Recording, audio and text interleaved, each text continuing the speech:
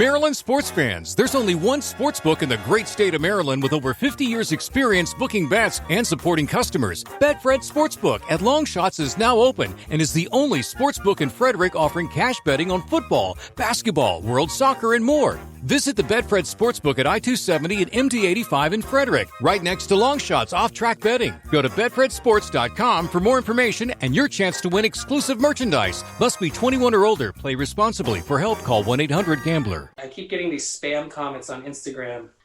Hey, this is Stephen Blake of Animal Sun, and you're listening to The Loud Spot with Sebastian. Oh, no!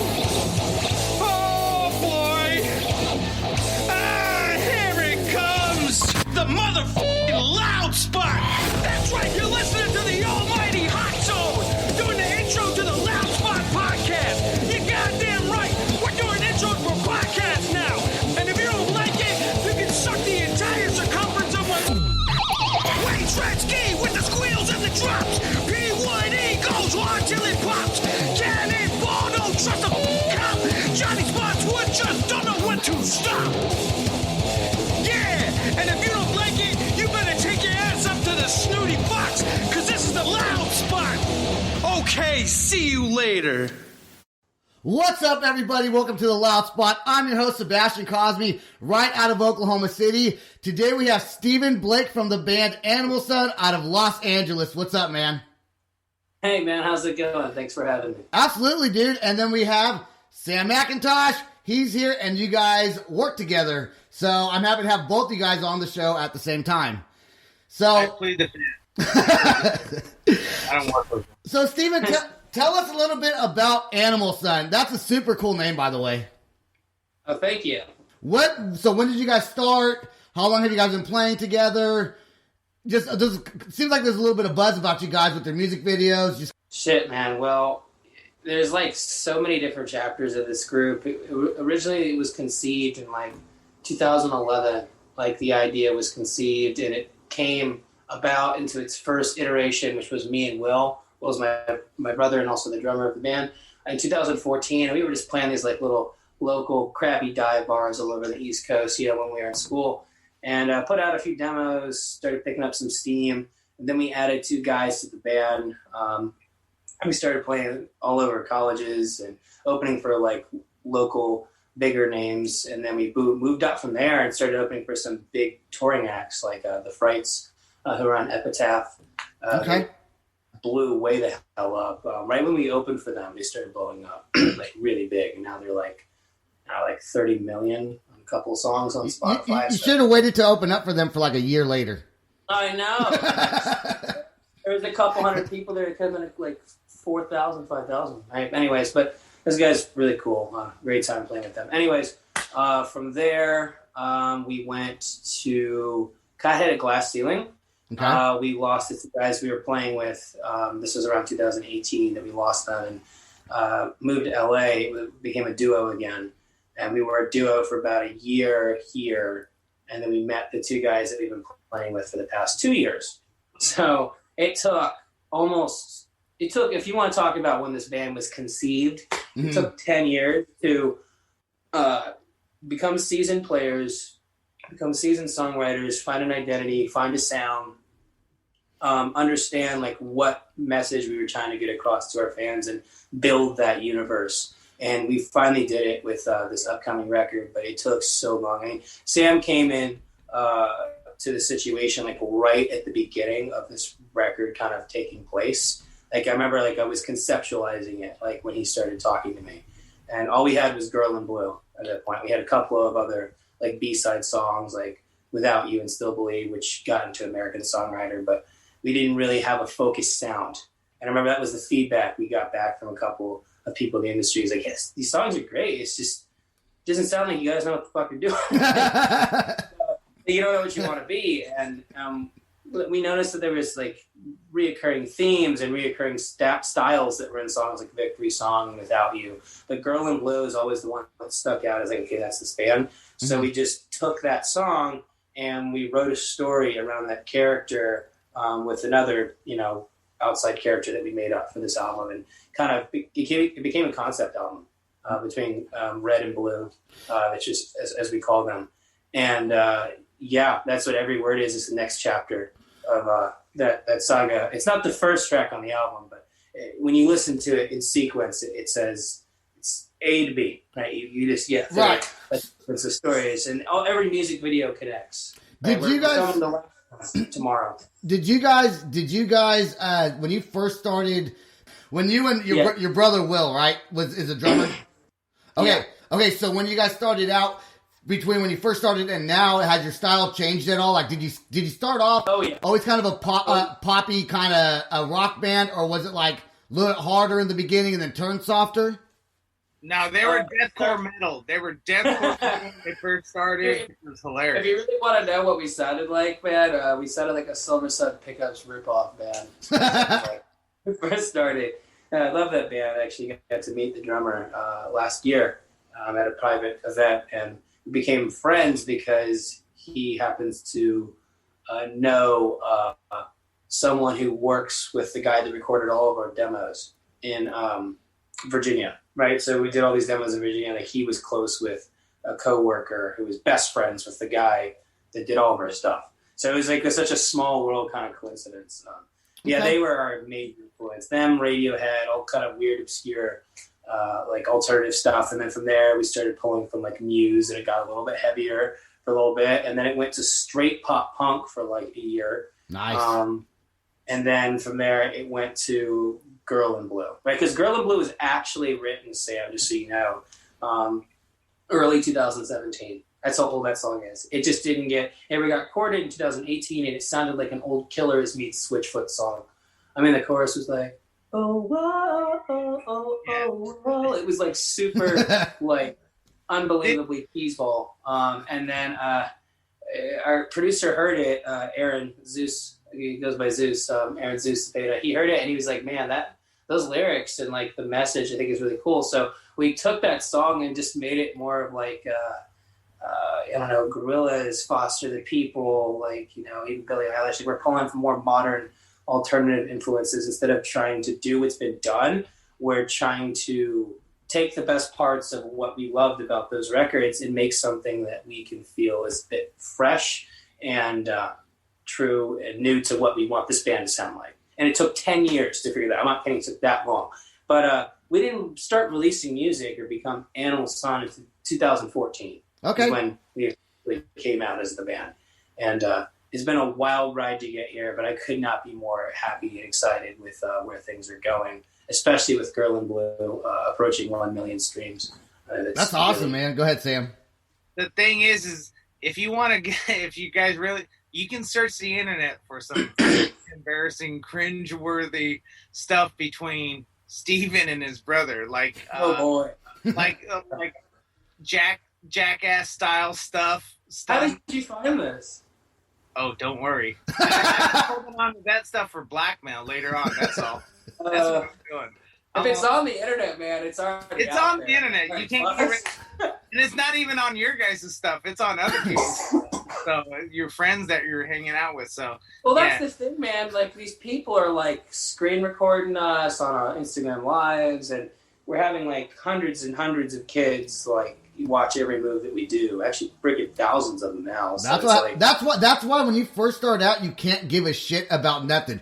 If you start by giving a shit, and then all of a sudden people catch you doing things that maybe you shouldn't be doing, now it's a bad image. But if you start out with fuck it, whatever, dude, I'm just gonna do what I want to do. That's the image that you're not gonna care anymore. See, that's Sebastian though. That's his philosophy. That's right.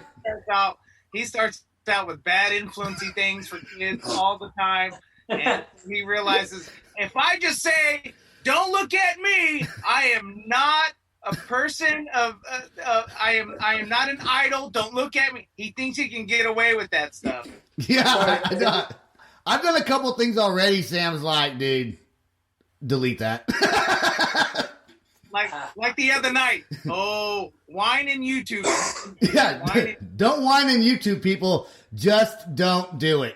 No whining allowed. No, boxed wine. He drinks little boxes of wine. 3 boxes of wine. And he decided to cut some in-card promos. They did not. They sounded. I found out later why he was upset. But I didn't know this at first, but he was angry in that I was video. pissed, man. If you wanna unscripted, you can go anywhere else, but no, you need to fucking come on the loud spot. And I was like, what are you doing? What is this hot dumpster fire of a mess in card here? So the next morning, I was like, hey, we got to discuss this.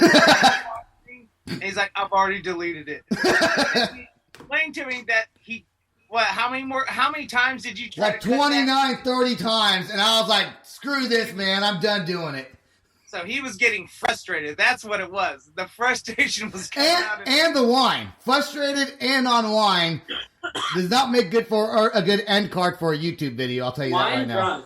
Wine drunk, man. You got to be careful with that stuff. It'll get you. It hits you just like that. I want to ask you about the Girl in Blue music video. So that, like your videos, I watch a lot of music videos, but yours do they're more telling a story rather than just playing music, right? So how long does it take to shoot something like that? God, dude, way too effing long. Like the Touch music video took days to make because we shot in Little Rock, which is a little tiny town, like 90 miles north of, I guess it's more like northeast, but it's like in the desert near Palmdale, but like if you're looking at it on a map, it's to the right of Palmdale. It's in the middle of effing nowhere. So like we pulled off on, yeah, you know where it is, right? We pulled off on the side of this dusty road, and there was nothing for 30 miles, and there was so we weren't even in Little Rock. We were in the middle of nowhere, right? And we filmed the scene where the guys were camping in the tents because they were too broke to afford a hotel, and the girls steal the van, who I guess are just supposed to be like the female Bonnie and Clyde. They just steal the shit. I mean, they don't know us. They just steal the van, and we were there. Maybe got there we had to wake up at 9 o'clock in the morning, drove 2 hours, filmed for 6 hours. It was like two hours during the day, and then 4 hours at night. It was like 30 degrees and windy because it was late October up in high desert area. I think it's cold up there, man. And in the middle of shooting, wild dogs actually came up to us.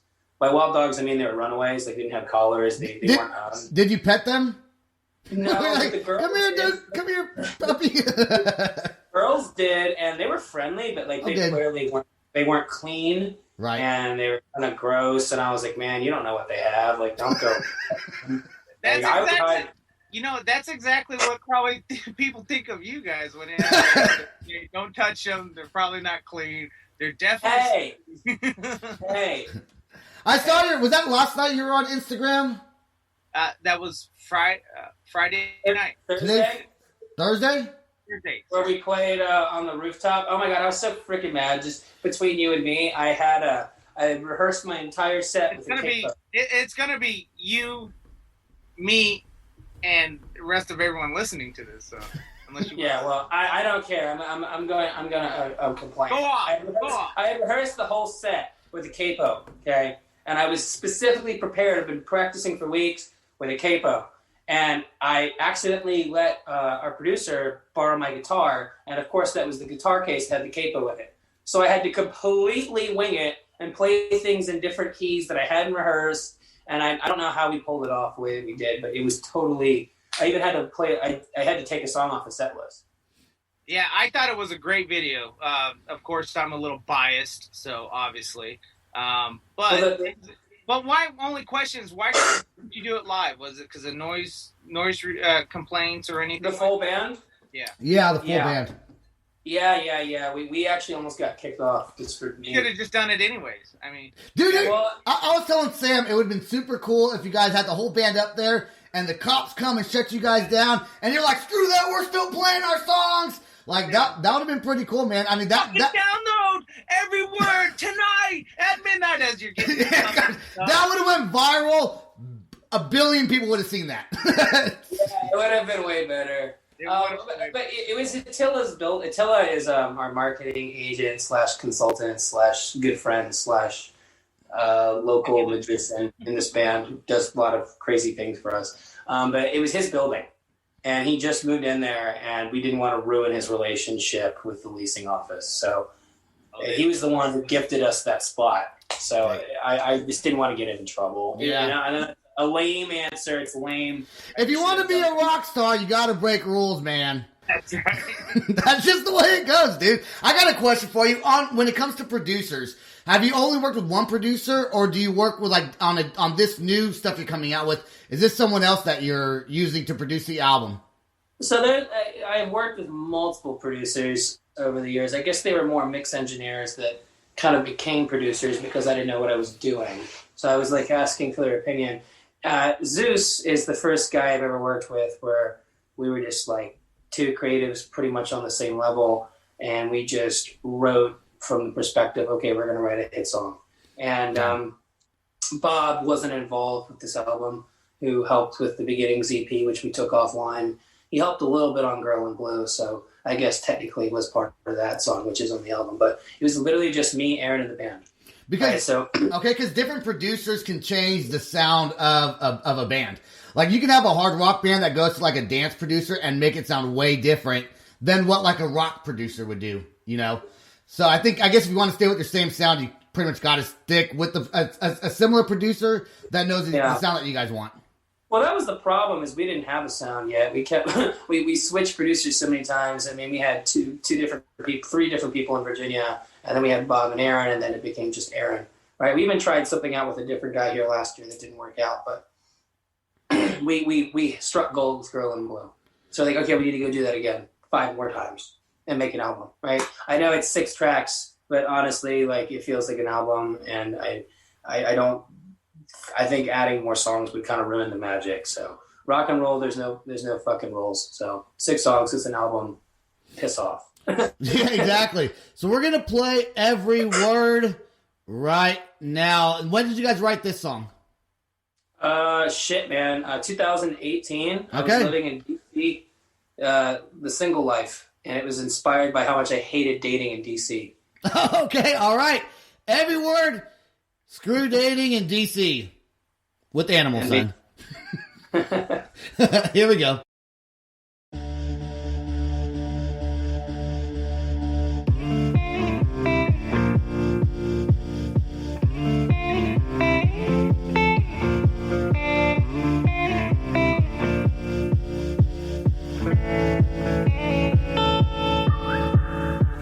Stumbling from the bar, it's getting late. I've been drowning my heart just to feel that I'm sane. Taking it every time I play this game. I tell myself that I'm fine, but your whisper's louder than the Arctic breeze, and I keep my thoughts buried inside of me. I bite my tongue when I think of you and me. When I think of you and me, I hate every word you say, but I'll break from every move you make. I'll fake it when I can't relate to you.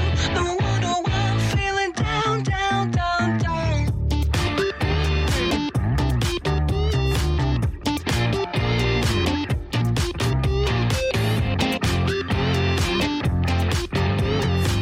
No wonder why I'm feeling down, down, down, down. I'm thinking that I should go, but I got no place to be. When I get too close, you know I'd do anything. Who do you think you are to keep me acting this way? You shouldn't be this surprised when your whisper's louder than the Arctic breeze, and I keep my thoughts buried inside of me. I bite my tongue when I think of you and me. Maybe I should change. I hate every word you say, but I'll break from every move you make. I'll fake it when I can't relate to you. No wonder why I'm feeling down, down, down, down.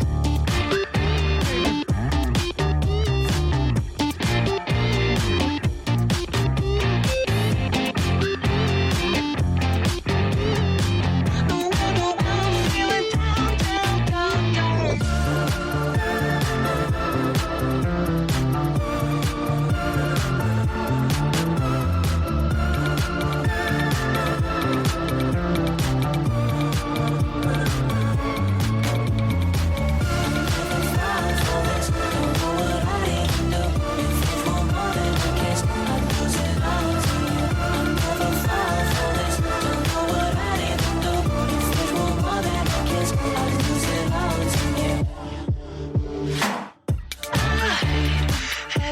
word you say, but I'll wait from every move you make. I'll fake it when I can't relate to you. No wonder why I'm feeling down, down, down, down. I hate every word you say, but I'll wait from every move you make. I'll fake it when I can't relate to you. No wonder why I'm feeling down, down, down, down. That was Every Word by Animal Sun.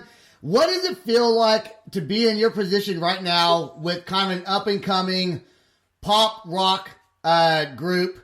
What does it feel like to just know that you're on your way to doing something pretty big, probably? Long time coming, I guess. We have a different perspective in this band because the 1975, I will never forget Matty Healy. He said this, like, we've been a band for 10 years. Right when they started making it in 2012, like, we've been a band for 10 years. It takes that long. So when you start having this upcoming feeling, I don't want to say it loses its magic because we're incredibly excited. Don't get me wrong. It's like, oh, finally, we're hitting our stride. It's like, no, we did the right things to get here. Right. We failed and kept coming back and then kept fixing the things that weren't working until we found what worked for us and what made this band the way that it is. Right. So it feels like rewarding, right? Like you study really hard and get a degree, right? It's in the same vein, right? It just took, you get knocked down to get back up, right back up. And then suddenly one day you find yourself here. You set small goals and victories and you check a box every single time you hit one to make another goal. And then eventually you find yourself here. And as you said, yeah, it does feel like it's on the way to something really big. And honestly, I think that with a lot of bands, and people might disagree with me on this, but because of COVID, I feel like more people are at home watching music videos on YouTube, watching things like that. And so with you guys not really being able to play shows, I feel like maybe there's been a lot of people just watching you guys, and because of the internet and people getting on, it may have actually helped your band grow with the fan base. It helped us really discover who we were, because we hit it with Girl in Blue and then we kind of stumbled a bit. We're like not quite sure, and this gave us the time to really get it right, to make this exactly what we wanted it to be. And that was the results of this album we have coming out this year. It gave us the chance to fix the things that were not working and capitalize on the things that were. So when it comes time to play live shows, we have our shit together. We look good. We sound good. We work together, right, as a group, and we know what we are, right? So the song "Every Word" just came out Friday at Friday morning. It was midnight, yeah. And then the video just came out Tuesday. So if you're listening to this podcast, get your butt over and go download, go stream, go do whatever it is you do, how you listen to your music and your video, but you got to check out the video. I think you guys will really like it. It's definitely odd because Steven and myself have gone back. I was like, why are you in a 50s diner coffee shop? And she's wearing 50s diner. He's all modernized. Like, there was just so many questions, but he does this to me all the time with his videos. Like, Touch, why are all the dudes in the tent? What? So there's a lot of, but it's very eye pleasing. And you use the same director for all of these videos, correct? Yeah, I kind of directed them. Zach was the editor and filmer. He did have quite a bit of input, but as far as the creative ideas, it was me and the band really kind of directing things. And we wanted to create a universe, and you'll see this. Like, even in the lyric video we did for High With You, we're making one for Looking for Trouble, right, another track off the album. Everything feels very throwback, but also very modernized at the same time. It feels like it doesn't belong anywhere other than in its own realm, its own thing, right? That's why we never got specific shots that was like, welcome to Las Vegas, because you could tell that it was Vegas, but there was never anything that was like, that's Vegas. It's like, oh, that's just a city that, oh, I think that's Vegas, right? We wanted it to the 50s diner, but everybody's dressed modern, right? It looks like 2021 meets 1980 or 1950, right? So stylistically, you had that leather jacket thing going. You had, the 80s and 50s had a very similar like greaser thing going on. I'm pretty sure there was a hair issue in the 80s. And there was a hair issue, yeah. And it was Aquanet, which was the sponsor for that whole thing. Oh yeah. The hair is the one thing that, yeah. But I mean, look, that stuff, it'll never go out of style. I mean, you see pop punk making a huge resurgence right now with Machine Gun Kelly's new record. That was like, pop punk was like so not cool like 3 or 4 years ago. Like it was the thing that nobody, was looking for anymore. And now it's massive. You have people like Halsey recording on pop punk songs. Right now, it's like got a huge second breath of life, which I think is amazing. Don't talk bad about my girlfriend now. Don't talk bad about my girlfriend. Halsey? Yeah, Halsey, your girlfriend. She's I mean, like that's awesome seeing pop stars do that. But like I was saying, like I got started playing music because of an All American Rejects music video. I was 10 years old, maybe 9, and Move Along came on. I don't know where I was. I think it might have been in a hotel room. It was like MTV when they were still playing music videos. And we were sitting there on vacation. It might have been Phoenix where we were because we were hiking. And I was 10 years old, maybe 9. And that song came along. And I was like, I want to do that. I want to be that guy. You mean to tell me MTV doesn't play music videos anymore? MTV doesn't. I know. And they should just change their freaking name, man. They should just change their name. All it is a bunch of teen moms, pregnancy, catfishing. Yeah. Well, they have like TV shows. It's their main thing. But I mean, like it was that. I mean, obviously, I'm sure you guys, I disagree with Jersey Shore is not a TV show. That's a dumpster fire that needed to be put out a long time ago. But for some reason, people I got to watch this. Seinfeld or. What was the name? Springer show was over, so hey, might as well. Yeah. Well, what I wanted to say was that, obviously you guys, know about the band's history. James, our friend who we named the band after, was the main thing that got this band started, and all of these issues about mental health and whatnot. But it was originally that Move Along All American Rejects video that inspired me to pick up a guitar for the first time, and it wasn't until James passed that we decided this is going to be the thing that we do with our life. And that was 10 years ago. Have you ever been drunk on stage? Oh yeah. Yeah. Did you ever feel like you did a better show though cuz you were a little bit tipsy or hammered? I mean, yeah, we definitely, it does help calm the nerves, especially in the earlier days, when we were playing some of these college bars and we were 21, obviously. I'm just saying, we didn't have the experience that we have now. Now we could go play for 40,000 people, even though we can never bring that crowd right now. But was to say that they were there, right? I feel like I could go do that confidently. First of all, I did do that. I sang at the Staples Center for the Kings game last year. That's cool. The Cap. And there was 20 to 25,000 people there, and it was an isolated vocal, right? We didn't have a band. We didn't have any production. So there was nothing to hide behind. It was just me, my voice, and 20,000 people. So I'm like, I can do that. I can do anything. There's a fine line between getting a little bit, having a couple drinks to calm the nerves, and then sometimes you just cross that line. You're like, God dang it, dude. I should not have drinking that much, but the show must go on. Oh my God, man. That dude, our back at our Virginia college days, this guy doesn't play with the band anymore, but I'm going to tell you guys a little bit of probably a mature story here, but he had so much, I think it was maybe 2 pitchers worth of beer over a 4-hour, 5-hour period.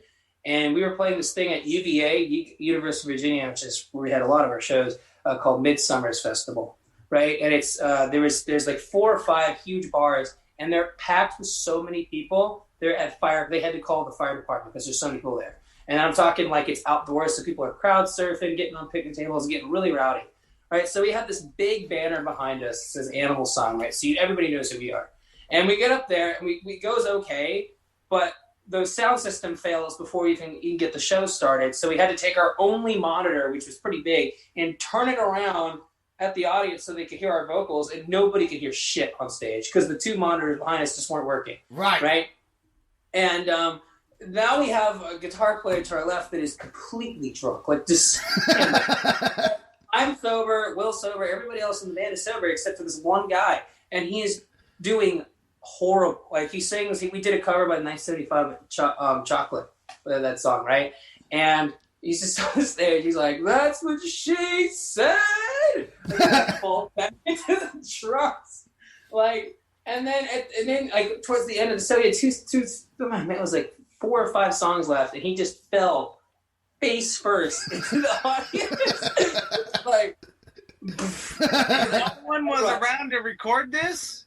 Oh, there's video of it. There's video of him singing this. but the worst part about it was that our name was behind us. Like, it was so badly that the guy that was playing bass with us quit that night. He quit because of this. But he also, not only did he face plant into the crowd and do this stunt during the cover song, but he knocked over an entire vodka cranberry. It was full on my computer and fried it. You know what? You know what? All the sound system off of. That guy's my hero, man. I like that, dude. I would be in a band with him right now. In fact, after we get off, I want his name and phone number. I'm gonna give him a call. I'll get his phone. We're still friends. He might rejoin the band again one day, especially when we go on tour, because we'll probably get another guitar player. But yeah, right now he's still on the East Coast. He wasn't able to make it out here with Will and I, so that's why we went to a 2-piece and we met Tyler and Adam. It's right now. It's very together. We know exactly what it is. When we play live, we might need another guitar player. So maybe I'll hit him up, and he can do what he did at Midsummer's, but in legit venues, right, Sam? Yeah. Give you a good name. And then he has to go to AA meetings on a regular basis. No, he's not. The thing is, he's not a drunk. That's the thing. Is like you have people that don't party very often. Yeah. And then they get to college and they just go crazy because they were so sheltered. Right? I think it's because it's that whole environment. You're free of your parents. You're free of everything else. So that's what happened to me. Yep. I mean, I did no that. responsibility. You don't pay for shit. You just you just have fun. I do got to ask you a question. How many music videos have you guys shot? 4. Well, if you want to count the animated videos, 6. So we have a song. We have a visual for every song on the album. 4 music videos, 2 animated lyric videos. Okay, what's your favorite music video to shoot? Oh, before you even answer that, I do want to ask you, in your music video, are there a lot of actors in the video? We usually got 1 or 2 people per shoot. Every Word we had 1. Girl in Blue we had 1, right? Touch we had 2, right? And then for this one we're shooting tomorrow, we have 2, right? They're dancers, so the idea tomorrow is we're actually going to recreate the characters on the cover. And we're going to this rain room in Los Angeles, and it's got all these neon red and blue lights, and the band's going to perform, and they're going to do like kind of aggressive interpretive dancing, and we're going to do all these cool slow-mo shots and whatnot. And I have a way to tie this into Girl in Blue, the next music video. I don't know if I want to leak this here because I feel like this is going to come out before any of this other stuff comes out, but just know leak it. This Just so you know, this video will somehow tie into the beginning of Girl in Blue. And that video somehow, even though we filmed it a year ago, somehow that video ties into everything we've done for this album. Cool, man. There is a theme with every video, not only, the colorization theme, but there's also characterization theme. Yes. The whole album represents the war of the head and the heart, red and blue. Right, which is philosophically what those 2 colors mean. So it's way deeper than it seems. It seems like just an indie pop record, but like there's really deep themes that run throughout this album. And our characters, they're more like vessels, right? Because we want them to be any gender, any sexual orientation. Somebody can just put themselves, oh, that's me, because they think or behave like that person, right? But the main takeaway from this album is that people change, people overcome their past, people become better, they reflect, and they overcome, right? They're not just repeating the same mistakes over and over and over again, right? That's not how people are. They change. They're dynamic. They're not stagnant. Yeah, well, there is also one consistent theme, and that's Steven making love to the camera. You guys ready to see my Steven impression? You ready for this? Okay. I had a guy that used to he was part part of our team a few years ago, and it would say, "Steven, the camera loves your face," and it would totally creep me out. We know who it is. Yeah. That's funny. All right, the song Without You. You know what? I like your song's names. I like your band name, too. Yeah, I don't normally... So, to your fans that may want to know that are listening to this, how did you come up with Animal Sun?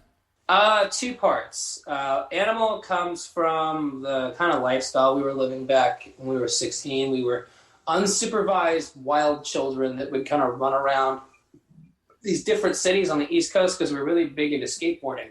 So we would take these road trips, and then we would just go freaking crazy. We'd drive up to Philadelphia or Richmond or Roanoke or Virginia Beach, and we were from, kind of like a little mountain town in central Virginia. So like we would go to these big cities and just no adult supervision, streetscape, like all over the place. So Animal is a reference to that wild time. And then Sun was our best friend who passed away, James' son, right? Okay. So it's like a marriage of those 2 themes. And it really just encapsulates nostalgia is a big one, mental health, and like overcoming tragedy. Let's play Without You right now by Animal Sun.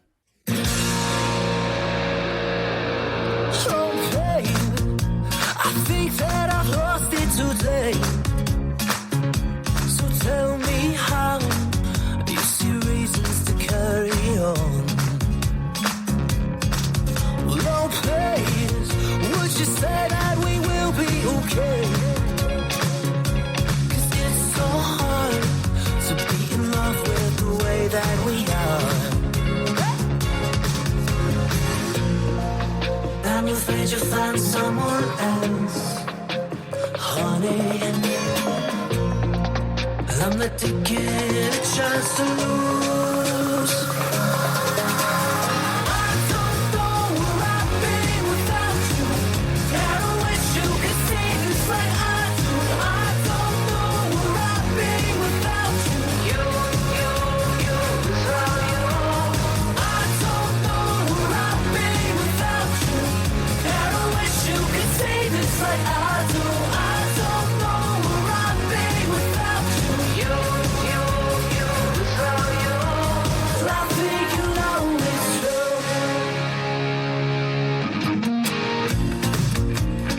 Looking back through the days, we never really had the time. And one day I swore that you'd say something that you can believe. I'm afraid you'll find someone else, honey. I'm not taking a chance to lose.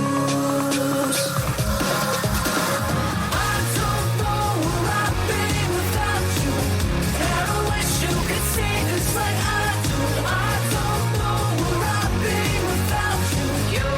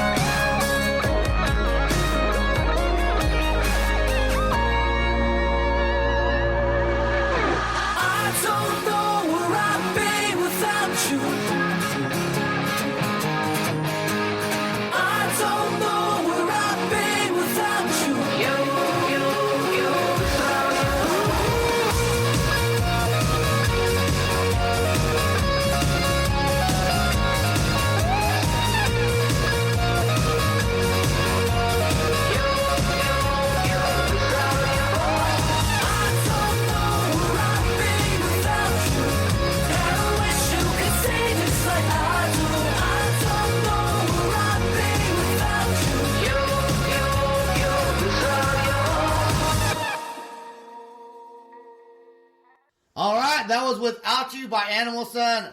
I think you guys are fantastic, man. I love all your songs. Do you ever, real quick, do you ever get tired of hearing your own music because you hear it so often? I would say the people around me get tired of it. It's kind of like reading your own diary, right? Because it takes you back to when you wrote it and where you were at in your life. It's like when I'll drive down like a beautiful mountain road, like, you know, when the band went to Mammoth, right, for my birthday this summer. It was just us, just the band and our close girlfriends. We went to Mammoth and we were listening to demos from this album. Like nothing was finished. And, you know, now I listen to this album and I'm taken back, you know, driving down these mountain roads. Or if I listen to Trouble, I think about night driving through the city of DC, right? Right. You know, so for me, I don't get tired of it because it just is nostalgia overload. And especially the way this album sounds, it's just nostalgia. It's That's like awesome, nostalgia man. So that for me, it's like reading my own diary. But everybody else is so sick of it. Like, oh my God, shut that off, bro. Like, I'm so tired of stuff. Yeah. Well, if you want to check out Animal Sun, you can go there. Apple, Spotify. The music videos are really well directed, well produced. They're very poppy. They're eye catching. So they're entertaining to watch, which is cool. I've seen a lot of music videos. Some aren't that great. You guys have great music videos. So keep on doing what you guys are doing, man. You guys are growing, and that's awesome. I gotta tell them, if anyone's listening, you gotta check out the Every Word video that just was released. Check that video out, and don't forget to pick up some merchandise because they got a cool Every Word. I think you guys have a hoodie and a shirt. I think those are the two with the gray. Yeah, and we redesigned Girl in Blue too. We have like a neon. So our whole merch store got redone. AnimalSunOfficial.net. Click shop. Get yourself some merch. We're actually selling quite a bit of stuff. Awesome. We cannot tour. I can't get these guys out to tour just yet. So this is the only way they can make money back, literally, is by merchandise. So, and it really does help support a band. And it really does tell them who really loves their music and who really wants to support them, other than just a click on Spotify or a click on YouTube. This really tells them, hey, look, I support you. I'm buying a shirt. I bought your song earlier today. No. He supports us. That's it. I do support Animal Sun. Really, Sam got me into kind of some pop music. This was originally a rock podcast, and we've reached out. Even before Sam, I was reaching out. But I definitely want to reach out to more pop groups, even country artists, dance groups. If it sounds good, I want to play it. I want to thank everybody for listening to The Loud Spot. Steven, do you have any last words? Just thank you so much for having me, man. Hope everybody listening checks out the new tune and video, and get ready for the album coming out because it's going to be everything you wanted and more. Absolutely, and that is awesome. Check out, I also have merch. Go to theloudspot.net, and there's a link on there. You can go. We have merchandise. We got a YouTube channel that we're trying to grow. So thanks for everybody listening to The Loud Spot. I really suck at giving endings to the podcast, so I'll leave it at that. Goodbye. This is the Loud Spot outro by nothing short of tragic. Is this all talk with no action? No. Is this my thoughts with distraction? No. Is this what I bought that's in fashion? Or is this the Loud Spot with Sebastian? Yes. Does nothing short of tragic have us back again? Yes. Does everything that's good really have to end? Yes. Our pin post has to pin show, so to get more episodes, make an order, this is over. Maryland sports fans, there's only one sportsbook in the great state of Maryland with over 50 years experience booking bets and supporting customers. Betfred Sportsbook at Longshots is now open and is the only sportsbook in Frederick offering cash betting on football, basketball, world soccer, and more. Visit the Betfred Sportsbook at I-270 and MD-85 in Frederick, right next to Longshots off-track betting. Go to betfredsports.com for more information and your chance to win exclusive merchandise. Must be 21 or older. Play responsibly. For help, call 1-800-GAMBLER.